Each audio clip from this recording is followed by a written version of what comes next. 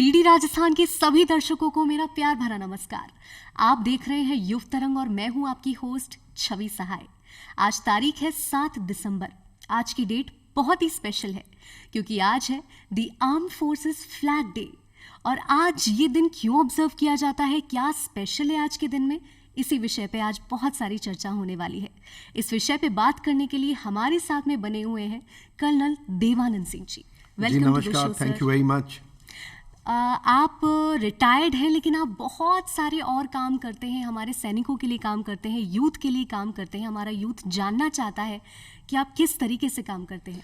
जी देखिए, सबसे पहले आपका बहुत बहुत धन्यवाद कि आपने मुझे इस एक इम्पॉर्टेंट आपके इवेंट के ऊपर याद किया। और मैं दर्शकों से भी नमस्कार और थैंक यू करना चाहूँगा कि मैं सबसे पहले जैसे आपने सवाल किया कि मैं रिटायर्ड नहीं मानता हूँ। सैनिक सेवानिवृत्त तो होता है और सैनिक की सेवा सदैव चलती रहती है। मैं मानता हूँ उसी कड़ी के अंदर मैं इवन मेरी सेना की नौकरी के बाद आजकल सामाजिक जीवन में हूँ। एक हमारे इंटरनेशनल गुजर महासभा है, उसके मार्फत वन गुजर और ये घुमंतु लोग उनके लिए काम करता हूँ। दूसरा एक हमारी संस्था है जिसके हम पूर्व सैनिकों के लिए हमारे मुद्दे उठाते हैं और युवाओं के बीच में रहते हैं। बस ऐसा मैं मानता हूँ, सेवा का कार्य है और आज आपके बीच में भी सेवा के मार्फत ही पहुँचा हूँ। बहुत बहुत धन्यवाद जी। आज बहुत ही स्पेशल डे है। आज की तारीख है 7 दिसंबर और आर्म्ड फोर्सेस फ्लैग डे है। ये दिन क्यों ऑब्जर्व किया जाता है? जी देखिए, ये जो 7 दिसंबर की अहमियत इससे देखी जा सकती है कि इसको हम 1947 के बाद में हमारे देश के अंदर इसको फ्लैग डे के रूप में मनाने लगे थे हम लोग 7 दिसंबर 49 से लेकर के। और उसके बाद 1993 के अंदर इसको आर्म फोर्सेस फ्लैग डे के नाम से बदली कर दिया गया, नाम बदली कर दिया गया। इसकी अहम इम्पोर्टेंस इसलिए है, देखिए आपकी इस दिवस को मनाने का कारण ये है कि सैनिक देश की सेवा के अंदर अपने जीवन का बलिदान करते हैं जी। और उस बलिदान के बाद उनका परिवार छूट जाता है। उस परिवार की देखभाल के लिए बेसिकली जब शुरू किया गया था, जो सैनिक वीर गति को प्राप्त हो जाते हैं और जिन्होंने अपने जीवन का बलिदान दे दिया, उनके परिवार की देखभाल के लिए ये फ्लैग डे का कॉन्सेप्ट लाया गया था। और उनके साथ साथ जो सैनिक लड़ाई के दौरान या अपने सैन्य काल के दौरान घायल हो गए थे और उनके पूरी तरह से सक्षम नहीं रहे, उनके और उनके परिवार के लिए मदद के लिए फ्लैग डे मनाया जाता है। और इस दिन क्या होता है, एक छोटा सा फ्लैग अपना तीनों सेनाओं का, सशस्त्र सेनाओं का है, जो हम देते हैं जिस भी व्यक्ति को। और इसके अंदर फाइनेंशियल हम कंट्रीब्यूट करते हैं देश के नागरिक। और जो बजटिंग होती है पूरी की पूरी तरह सेंट्रली इन कैटेगरी के जवान और उनके परिवारों के लिए इसको खर्च किया जाता है जी। और इसमें क्योंकि देखिए समय के साथ क्या हो गया कि भूतपूर्व सैनिकों की संख्या भी बढ़ती चली गई, तो ये आज के दिन 3 जो हमारे सैनिक जो वीर गति को प्राप्त होते हैं, उनके परिवार और जो डिसेबल्ड सोल्जर्स हैं उनके लिए और पूर्व सैनिकों के लिए एक तरीके का ये दिवस देश सम्मान के रूप में उनको याद करता है। और मैं एक सैनिक होने के नाते पूरे देशवासियों को, आपको और पूरे नागरिकों को नमन करना चाहूँगा कि आप इतना हमें सम्मान देते हैं और उससे हमारा मनोबल बढ़ा रहता है, ऐसा मानना है जी। मैं आपसे ये जानना चाहूंगी कि अगर कोई कॉमन व्यक्ति है, वो अगर कंट्रीब्यूट करना चाहे आर्म्ड फोर्सेस फ्लैग डे में, अगर कुछ फाइनेंशियल हेल्प करना चाहे तो किस तरीके से कंट्रीब्यूट कर सकते हैं? जी देखिए, जैसे आपने बताया कि ये फ्लैग दिवस इसीलिए है कि इस दिन आप फ्लैग डे के दिन अपना फाइनेंशियल कंट्रीब्यूशन कर सकते हैं। और हमारी विभिन्न जो जन सैनिक कल्याण अधिकारी होते हैं उनके ऑफिस में जा करके, इसकी वेबसाइट है उसके ऊपर जा करके, तो ये बनाई इसीलिए था कि फाइनेंशियल कंट्रीब्यूशन करें आप नागरिक जितना जिसका बनता है। और इसके डिटेल्स हैं जो आपके साथ मैं शेयर कर दूंगा और वेबसाइट के ऊपर मिल जाएंगे of arm forces flag day contribution, और उसमें आप जाके कर सकते हैं। ये एक बहुत अच्छी बात है। और इसके साथ साथ मैं आपसे चाहूँगा, ये तो एक फाइनेंशियल कंट्रीब्यूशन है जिसमें, पर सबसे बड़ा कंट्रीब्यूशन आपका हमें चाहिए, देशवासियों का, नागरिकों का। और आप जैसे मीडिया में जो बैठ करके हमारी बात को पहुंचाते हैं, वो देश के प्रेम हमें चाहिए जी। आपका हमारा मनोबल बढ़ाने की आपकी जो मुस्कान है, आप जिस प्रकार से हमें ट्रीट करते हैं, और मैं आपका सबका अभिनंदन करना चाहूँगा भारत के नागरिकों का कि हम सैनिकों का आप बड़ा सम्मान करते हैं, और दिक्कतें तो इतना बड़ा देश है होती रहती हैं, तो आप प्रेम बनाए रखें। और आपने पूछा कैसे युवा कर सकते हैं जी। एक तो फाइनेंशियल है, वो मैं उसको इतना मानता हूँ बहुत ज़रूरी चीज़ है प्रेम के लिए, पर सबसे बड़ी चीज़ है कि जो सैनिकों से जुड़ी हुई समस्याएं आती हैं पब्लिक डोमेन में जी। उसमें आप सैनिकों का समर्थन करें, क्योंकि देखिए सरकारें फैसला कर सकती हैं, और सैनिक को जैसे आपने बनाया है इतना डिसिप्लिन्ड है, वो अपनी आवाज़ भी बाहर नहीं रख सकता है, और मेरे जैसे जो सेवानिवृत्त लोग जब कभी आवाज़ रुकते हैं तो उसका आप समर्थन करके सरकारों से गुजारिश करते रहें कि भाई सैनिक हमारे ही हैं। जी। बस इतना ही आप बना के रखें तो सैनिक सदैव आपके लिए तत्पर है। मैं जितनी भी कॉमन जनता है उनके सबके बिहाफ पे बोलती हूँ कि हम लोग हमेशा जी जी जी। आप लोगों के साथ हैं, और हम लोग बहुत ही अच्छा लगेगा हम लोग किसी भी तरीके से आप लोगों की लाइफ में कंट्रीब्यूट अगर कर पाए। मैंने कहा ना आपका प्रेम बना हुआ है, मैं तो आप सबका बहुत अभिनंदन करता हूँ। रोज देखता हूँ कि जिस प्रकार से जहाँ जाते हैं सैनिक के नाम से आप सम्मान करते हैं जी। और ये फ्लैग डे देखिए, ये इस तरह की हमारे पूर्वजों ने शुरू किया होगा, तो इसी प्रेम को बनाए रखने के लिए क्या होगा। और मैं आपको यही बता दूं कि जिस प्रकार से आज जो नए युवा पीढ़ी है उसमें सेना के लिए रुझान है, उसमें सेना के लिए प्रेम है, राष्ट्र हित की वो सोचते हैं, और वो मैंने देखा है पहले हम जब युवा थे और आज में बहुत बदलाव आ गया है। तो युवा पीढ़ी को मैं अभिनंदन करना चाहूँगा कि मुझे पूरा यकीन है आने वाले समय में देश बिल्कुल सुरक्षित है, क्योंकि आप लोग जिस तरह भागीदारी निभा रहे हैं, और उसमें भागीदारी में एक अहम सहायक है, वो एक छोटा सा इंस्ट्रूमेंट जिसको मोबाइल फोन कहते हैं वो है। तो बहुत अच्छी बात है ये। जी जी। आपने यूथ की बात की कि बहुत ही इंटरेस्टेड हो गए हैं, अब आर्म्ड फोर्सेस में एडमिशन लेने के लिए जाना चाहते हैं अंदर, लेकिन बहुत सारे ऐसे जने हैं जो डिफेंस के एग्जामिनेशंस देते हैं, बहुत ही कम लोग होते हैं जो उनको पास कर पाते हैं। आपको क्या लगता है कि जो पास कर पाते हैं एग्जाम्स या जो इंटरव्यूज पास कर पाते हैं, उनमें ऐसी क्या खास बात है, किस तरह की तैयारी की ज़रूरत होती है, किन चीज़ों को अवॉइड करना चाहिए? देखिए, आपने ऐसा सवाल किया है, जैसे अभी मेरी आपसे चर्चा हो रही थी कि मैं यूथ डेवलपमेंट प्रोग्राम में मैंने एक संचालन किया था जब मैं डायरेक्टर MS होता था और NCC में ग्रुप कमांडर होता था। जी।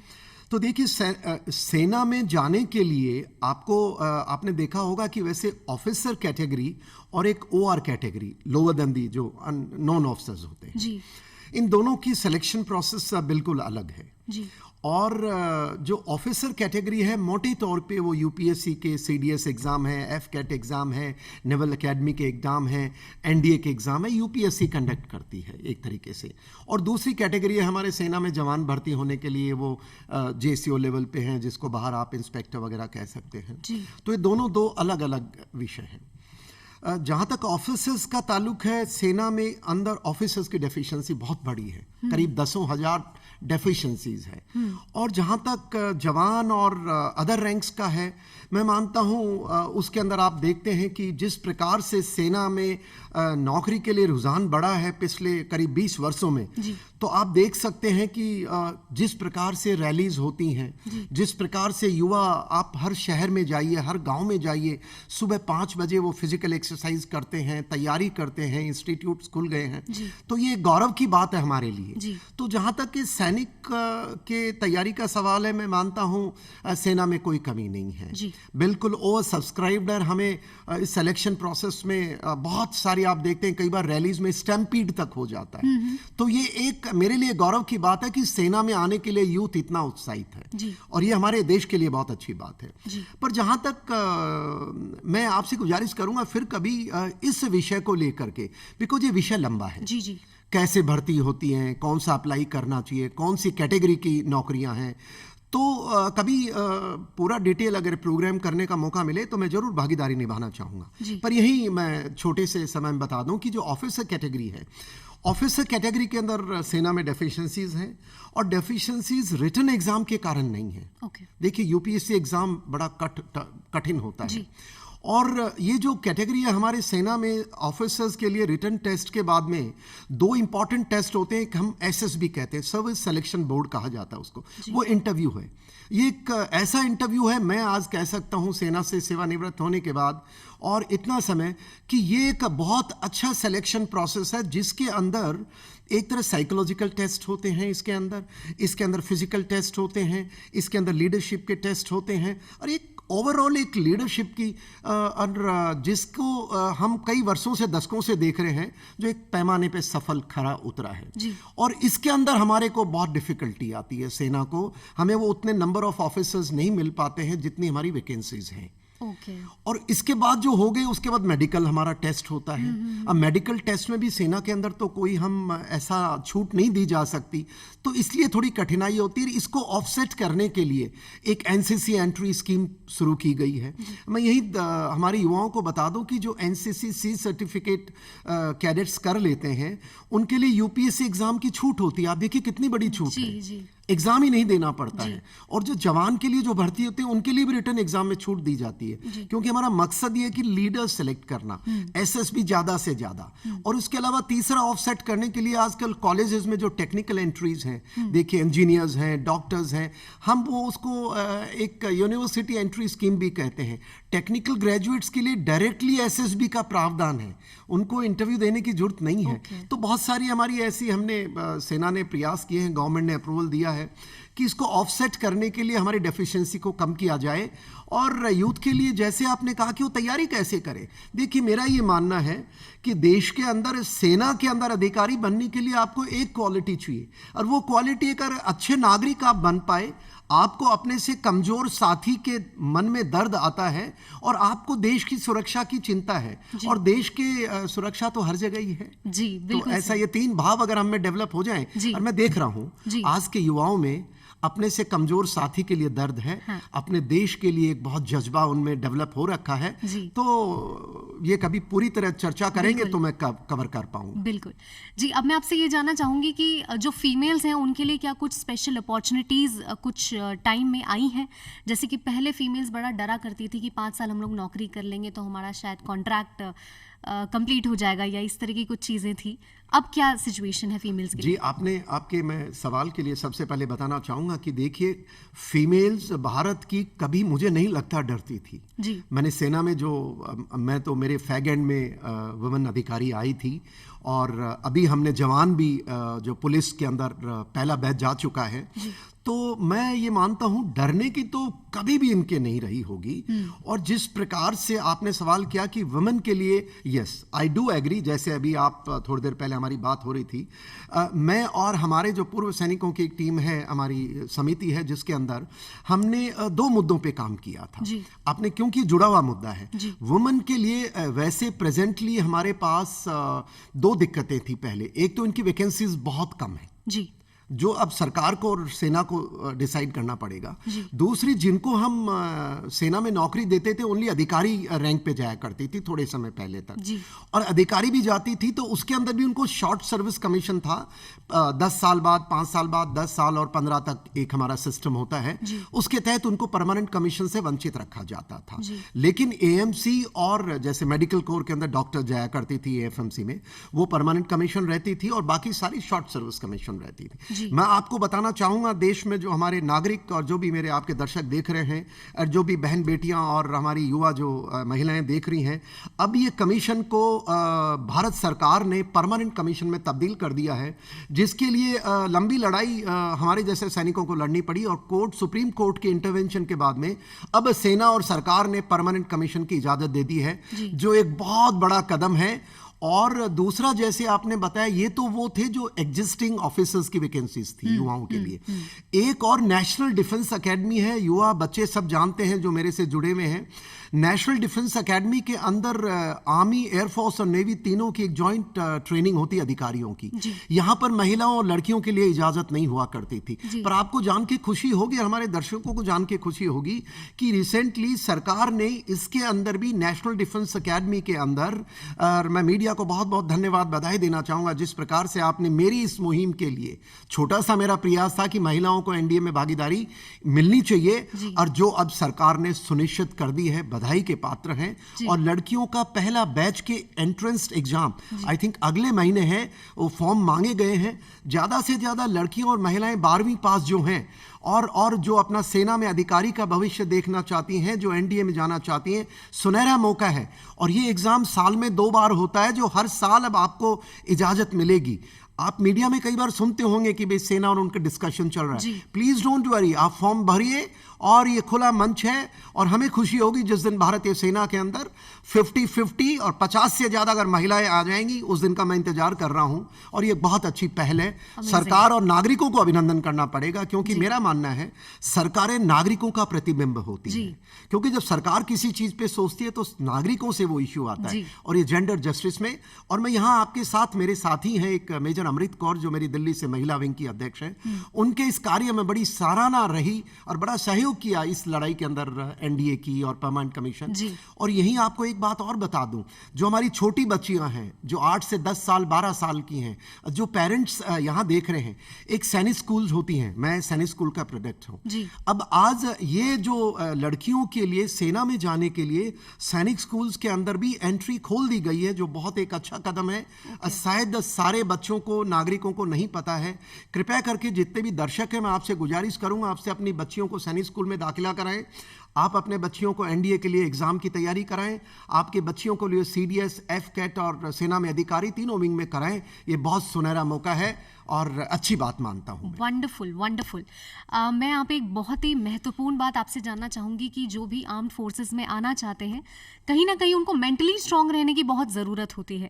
तो अपनी मेंटल हेल्थ को इम्प्रूव करने के लिए वो लोग क्या कर सकते हैं? जी देखिए, मैंने आपको बताया कि कोई भी एग्जाम कहीं भी जगह अधिकारी बनना हो, किसी भी नौकरी में जाना हो, किसी भी जगह हमें बच्चे से बड़ा होकर के करियर बनाना है। तो उस करियर के 3 मुख्य बिंदु होते हैं। पहला मुख्य बिंदु होता है कि आज के जमाने में ऐसे गवर्नमेंट जॉब्स में करियर बनाने के लिए रिटन टेस्ट देना पड़ता है। अब रिटन टेस्ट नेशनल लेवल का, वैकेंसी होंगी 100 एप्लीकेंट करीब कई लाखों होते हैं। तो आपको रिटन टेस्ट के मार्फत जो आपकी नॉलेज है वो एक्वायर करके, और नॉलेज भी पूरे ब्रह्मांड की लेने की जरूरत नहीं है आपको। नॉलेज वही लीजिए जो उस एग्जाम से रिलेटेड, जो उस एग्जाम के सिलेबस में है। पहला मैं ऐसा मानता हूं, जिसके लिए पेरेंट्स और काउंसलर और आपके बड़े जो अध्यापक है वो गण आपको बता सकते हैं कि आप ये एग्जाम आएंगे आने वाले। तो पहली ये दे। दूसरी चीज है कि सेना में अधिकारी बनने के लिए और सेना में जाने के लिए एक हमारा जो मैंने बताया सर्विस सिलेक्शन बोर्ड है, एक व्यक्तित्व अलग चाहिए सैनिक का। देखिए, आप भी समझ सकते हैं कि defence services are last bastion of nation. क्यों, ऐसा क्या कारण है? बाहर भी तो अधिकारी जाते हैं, बाहर भी तो सरकारी कर्मचारी हैं, पर ऐसा क्या देश आखिर में सैनिकों की तरफ मुंह करता है जब देश में बड़ी बड़ी क्राइसिस आती है? वो ये है कि सैनिक की एक ट्रेनिंग एक ऐसी होती है, एक उसका सिलेक्शन प्रोसेस ऐसा होता है।